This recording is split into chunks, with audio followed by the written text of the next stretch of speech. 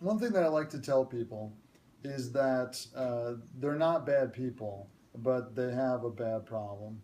And the way that I like to explain that is that when you think about an adult who's developed diabetes as an adult, it's because they've eaten too much, especially carbohydrates. They don't exercise enough.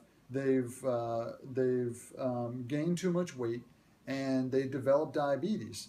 And so I ask my patients, did that person do it to themselves? And they're like, yeah, absolutely. They did it to themselves.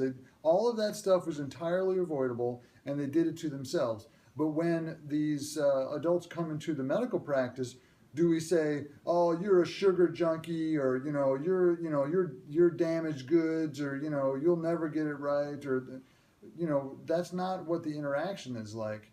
And so when you look at somebody who's developed chemical dependency, did they do it to themselves? Yeah, they kind of did. Now there might be some genetic component to it and those sorts of things, but that doesn't make them a bad person. In the same way that somebody who's developed adult onset diabetes is not a bad person. It's a medical problem.